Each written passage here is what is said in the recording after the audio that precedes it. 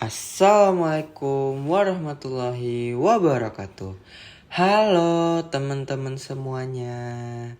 Perkenalkan, nama saya Harits Atar Adik Didava.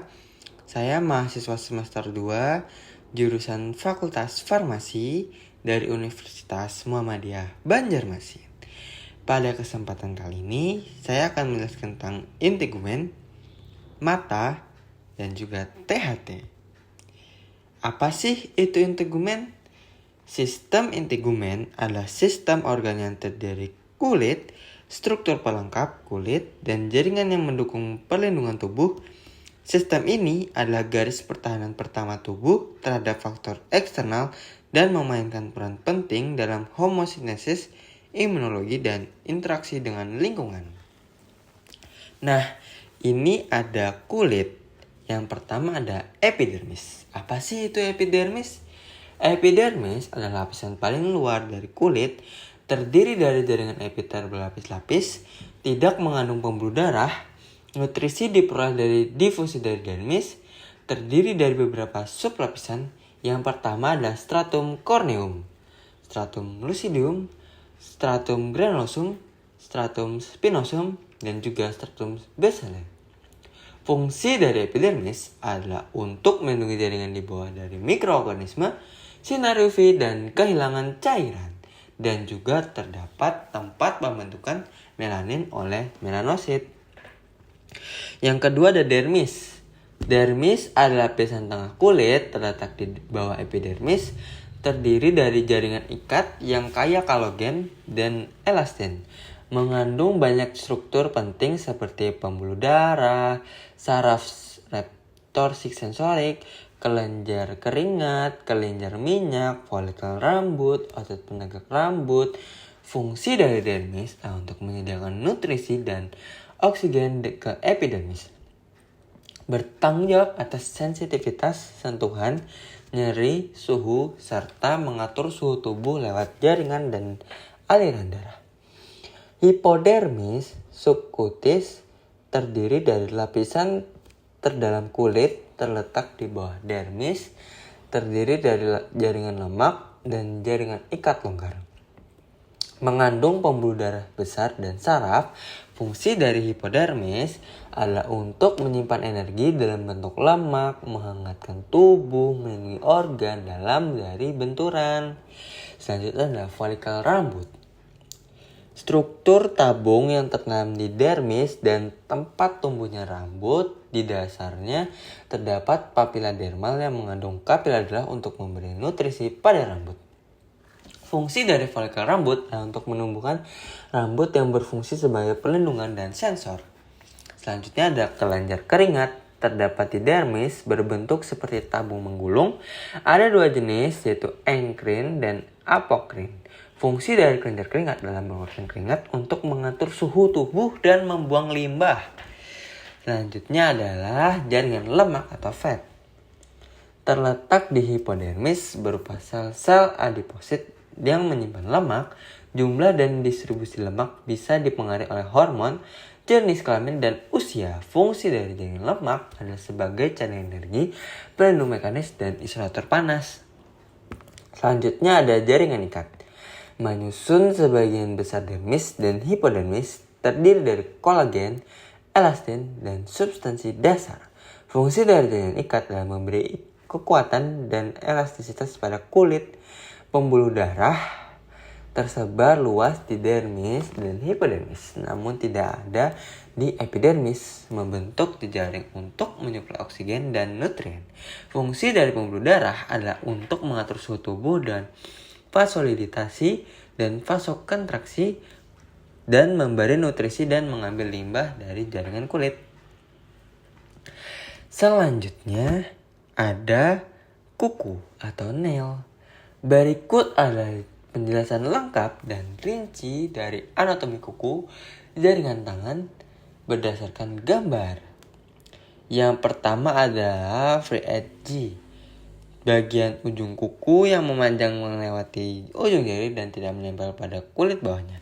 Fungsinya adalah untuk melindungi ujung jari dan digunakan untuk aktivitas sehari-hari seperti mencubit atau mencakar.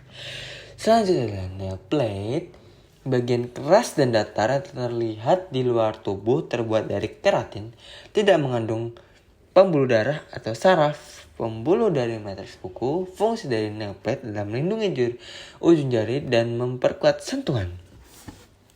Selanjutnya adalah latelin nail fold, lapisan kulit di sisi kiri dan kiri kuku yang menutupi sisi lempeng kuku. Fungsi dari lateral nail fold adalah untuk melindungi sisi kuku dari infeksi dan iritasi.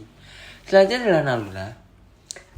Lunula adalah bagian berbentuk setengah lingkaran di pangkal kuku berwarna putih keabu-abuan terlihat di bawah kelempeng kuku sebagian bagian dari matriks kuku. Fungsi dari lunula adalah untuk menunjukkan area aktif tumbuhan kuku.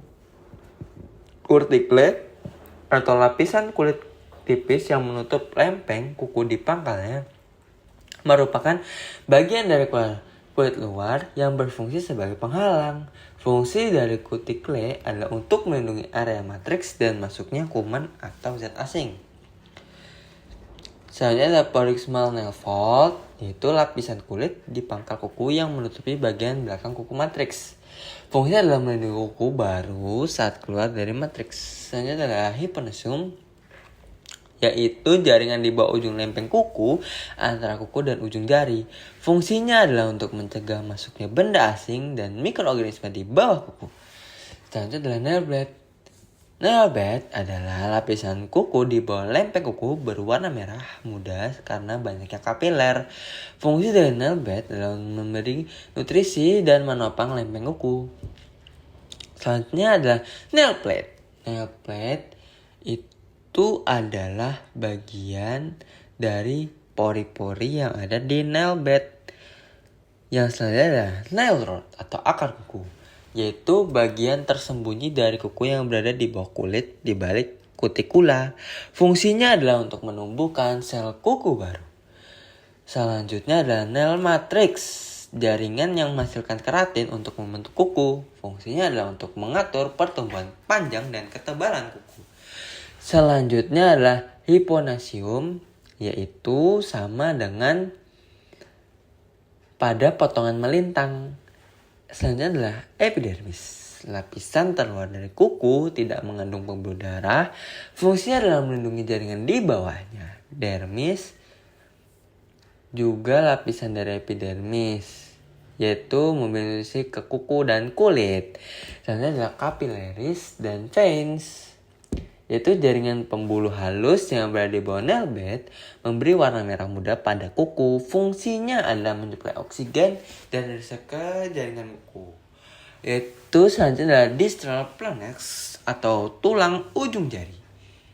Tulang terakhir pada jari tangan yang menopang kuku dan jaringan di sekitarnya. Fungsinya adalah untuk memberikan struktur dan dukungan untuk ujung jari serta kuku. Selanjutnya, apa sih itu mata? Mata adalah organ sensorik yang sangat kompleks dan vital, berfungsi untuk menangkap cahaya dan mengubah menjadi impuls listrik yang diterjemahkan oleh otak menjadi penglihatan. Mata termasuk dalam sistem visual dan merupakan bagian dari sistem saraf pusat, karena langsung terhubung dengan otak melalui saraf optikulus. Nah, ini ada beberapa bagian penjelasan lengkap dan rinci dari gambar anatomi mata. Yang pertama ada kornea. Kornea merupakan selaput bening dan transparan di bagian depan bola mata, tidak memiliki pembuluh darah. Fungsi dari kornea adalah merefleksasikan atau membiaskan cahaya yang masuk ke mata untuk membantu fokus ke retina. Selanjutnya ada sklera, yaitu lapisan putih yang kuat dan elastis di bagian luar bola mata. Fungsinya adalah melindungi bola mata dari kerusakan fisik dan sebagai tempat perekatan antara otot-otot pergerakan bola mata. Selanjutnya ada iris. Iris berada di bagian berwarna dari mata, terletak di depan lensa, mengandung pigmen, memiliki banyak pembuluh darah dan otot. Fungsi dari iris adalah mengontrol ukuran pupil untuk mengatur jumlah cahaya yang masuk ke mata. Selanjutnya adalah pupil. Lubang di tengah iris yang tampak hitam fungsinya adalah untuk mengatur cahaya yang masuk ke bagian dan dalam mata dan cara melebar, dilatasi, atau menyempit kontraksi. Selanjutnya adalah lensa, yaitu struktur transparan dan fleksibel di belakang pupil. Fungsinya adalah untuk memfokuskan cahaya ke retina dengan mengubah bentuknya. Selanjutnya ada ciliary body atau badan siliaris, yaitu mengelilingi lensa terdiri dari otot siliaris dan proses siliaris. Fungsinya adalah untuk mengontrol ketebalan lensa untuk akodomis serta menghasilkan aqueous humor. Selanjutnya ada anterior chamber atau ruang anterior. Fungsinya adalah ruang di antara kornea dan iris berisi aqueous humor. Fungsinya adalah menjaga tekanan intraokular dan memberikan fungsi pada struktur mata depan. Lalu ada vitreous atau badan vitreous. Zat seperti gel transparan yang mengisi ruang antara lensa dan retina. Fungsinya adalah untuk menjaga bentuk bola mata dan menahan retina agar tetap ada di tempat. Selanjutnya adalah retina. Retina adalah lapisan terdalam mata yang berisi sel fotoreseptor, sel batang, dan kerucut. Fungsi dari retina adalah untuk mengubah cahaya menjadi impuls listrik yang dikirim ke otak. Selanjutnya adalah makula. Makula adalah area kecil di retina yang memiliki kontraksi tinggi sel kerucut. Fungsinya adalah untuk memberikan penglihatan sentral yang tajam dan detail, misalnya membaca dan mengenali wajah. Selanjutnya adalah optic nerve atau saraf optik, saraf yang menghubungkan retina ke otak. Fungsinya adalah meneruskan impuls visual dari retina ke otak untuk diproses menjadi penglihatan. Selanjutnya adalah arteri dan vein atau pembuluh darah retina. Arteri dan vena masuk darah ke retina melalui saraf optik. Fungsinya adalah memberi oksigen dan nutrisi serta pengangkut produk limbah. Selanjutnya adalah ora serrata, batas antara retina yang berfungsi dan badan siliaris. Fungsinya adalah transisi dari bagian fotosintesis dan non-fotosintetik retina. Roctus medialis adalah bagian terakhir, yaitu salah satu dari 6 otot ekstraokular. Fungsinya adalah menggerakkan mata ke arah medial. Selanjutnya adalah tentang THT. Apa sih itu THT? THT adalah singkatan dari telinga, hidung, dan tenggorokan, yang dalam bahasa medis disebut juga ilmu otolaryngologi. Dari bahasa Yunani, yaitu oto adalah telinga, rhino merupakan hidung, dan laryngo adalah laring atau tenggorokan. Yang pertama adalah telinga. Telinga terdiri dari helix, bagian luar telinga yang melengkung seperti setengah lingkaran, berfungsi untuk membantu menangkap gelombang suara dan mengarahkannya ke dalam telinga. Selanjutnya adalah antihelix, lapisan tulang rawan bagian dalam dari helix, berfungsi untuk mengatur, memperkuat struktur auricula dan membantu memfokuskan suara. Selanjutnya adalah pinna, bagian luar telinga yang terlihat dari luar. Fungsinya adalah menangkap dan mengarahkan gelombang suara ke saluran telinga. Selanjutnya adalah konka. Konka itu adalah cekungan di tengah pinna sebelum masuk ke kanal telinga. Fungsinya adalah untuk memperkuat suara frekuensi tertentu. Selanjutnya adalah auditory bulla, struktur berbentuk gelembung di dasar tengkorak. Fungsinya adalah untuk memperkuat suara. Selanjutnya adalah cartilage atau jaringan keras namun lentur yang menyusun pinna. Tidak memiliki pembuluh darah, yaitu fungsinya adalah menjaga bentuk telinga luar. Ear canal atau saluran telinga adalah saluran penyempit yang menghubungkan pinak ke membran timpani. Panjangnya sekitar 2,5 cm. Fungsinya adalah menyalurkan suara dari luar ke membran timpani dan melindungi telinga dari debu dan benda asing. Ini adalah timpanik atau membran selaput tipis yang memisahkan telinga luar dan tengah. Fungsinya adalah mengubah energi suara dan menjadi getaran mekanis. Lalu ada timpanic cavity atau rongga telinga tengah. Ruang berisi udara di tempat temporal untuk meneruskan getaran dari gendang telinga ke telinga dalam. Selanjutnya adalah melaus, tulang pertama dari 3 osikula. Fungsinya adalah untuk meneruskan getaran dari membran timpani ke insius. Lalu ada insius adalah tulang kedua dari 3 osikula. Fungsinya adalah menstramikan getaran dari melus ke stapes. Stapes atau tulang terkecil dari tubuh manusia terhubung ke jendela oval window atau telinga dalam. Fungsinya adalah untuk meneruskan getaran ke cairan telinga dalam. Selanjutnya adalah kosela atau koklea, struktur yang berbentuk spiral seperti rumah siput di telinga dalam. Fungsinya adalah untuk mengubah getaran menjadi impuls saraf yang diteruskan ke otak. Selanjutnya adalah semikular, yaitu 3 saluran melengkung di telinga dalam. Fungsinya adalah untuk menjaga keseimbangan dan mendeteksi gerakan kepala.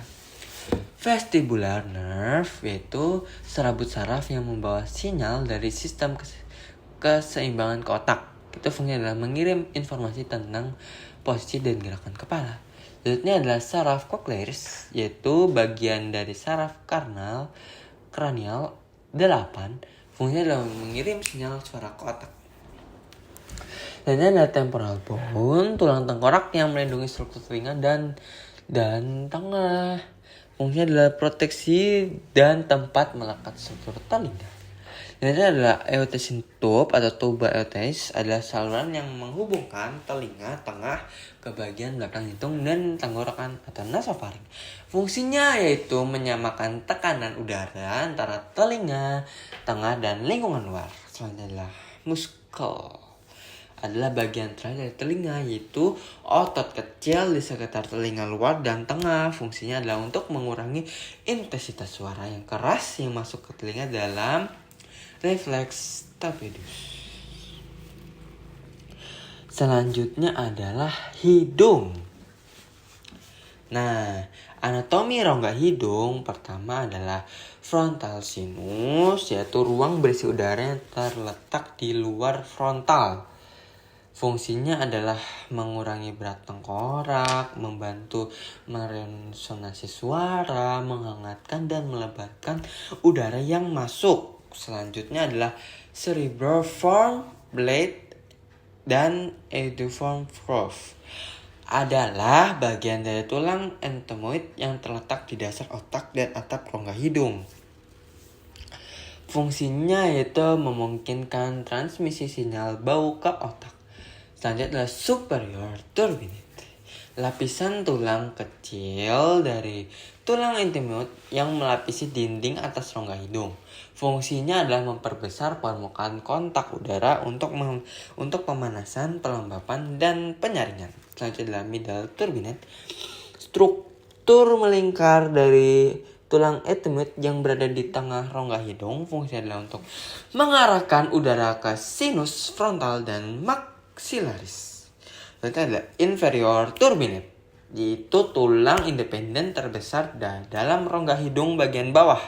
Fungsinya adalah untuk mengatur aliran udara, melembabkan dan memanaskan udara inspirasi. Selanjutnya ada nasal vestibule. Nasal vestibule adalah bagian paling depan rongga hidung, tepat di dalam lubang hidung. Fungsinya adalah menyaring partikel besar dan debu dari udara yang dihirup. Selanjutnya adalah heart plate, bagian langit-langit mulut yang terdiri dari tulang rahang atas dan platina. Fungsinya adalah memberi struktur pada mulut dan membantu dalam berbicara serta menelan. Selanjutnya adalah sphenoid sinus, rongga berisi udara di dalam tulang sphenoid, tulang baji, terletak di belakang rongga hidung. Fungsinya adalah sama seperti sinus lainnya, yaitu memperingan tengkorak dan dan berperan dalam resonansi suara. Selanjutnya adalah sela turkika. Struktur berbentuk seperti pelana kuda pada tulang sphenoid. Fungsinya adalah untuk melindungi dan menyangga kelenjar pituitari. Selanjutnya adalah panikel tonsil atau adenoid. Massa jaringan limfoid yang terletak di dinding atas nasofaring. Fungsinya adalah bagian dari sistem imun, membantu menangkal patogen yang masuk lewat udara. Ini adalah opening of eustachian tube. Lubang masuk dari tuba yang menghubungkan nasofaring dan telinga tengah. Fungsinya adalah untuk menyamakan tekanan udara di telinga tengah dengan atmosfer luar. Ini ada soft plate. Itu bagian belakang dari langit-langit mulut yang tidak bertulang. Fungsinya adalah untuk menutup nasofaring saat menelan agar makanan tidak masuk ke rongga hidung. Selanjutnya adalah uvula. Ini adalah bagian terakhir dari hidung. Struktur seperti daging kecil yang menggantung di ujung belakang soft plate. Fungsinya adalah untuk membantu menutup nasofaring saat menelan dan berperan dalam pengucapan suara tertentu. Bagian terakhir adalah tenggorokan.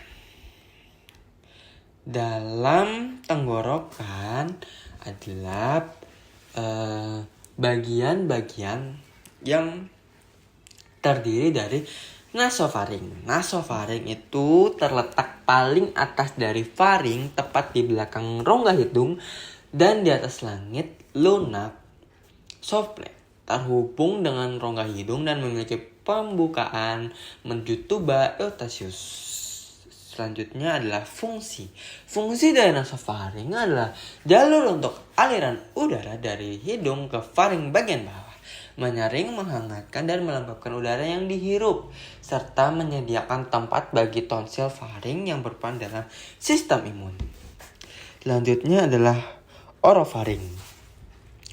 Orofaring itu terletak di bawah nasofaring dan di belakang rongga mulut, yang memiliki fungsi yaitu jalur bersama untuk sistem pernapasan dan pencernaan, memfasilitasi proses menelan, menyaring patogen melalui tonsil untuk pertahanan tubuh. Yang terakhir adalah laringofaring, yaitu bagian terbawah dari faring, terletak di bagian laring dan berakhir di esofagus, dimulai dari tulang hyoid hingga ke persimpangan trakea dan esofagus. Juga dikenal sebagai hipofaring. Fungsinya adalah menjadi jalur makanan menuju esofagus dan udara menuju laring, mengarahkan isi saluran berdasarkan refleks menelan, dan juga terlibat dalam refleks batuk jika benda asing mendekati laring. Sekian dari saya, Harits Ataradidava. Mohon maaf apabila ada kesalahan kata. Sekian dari saya. Wassalamualaikum warahmatullahi wabarakatuh. Dadah.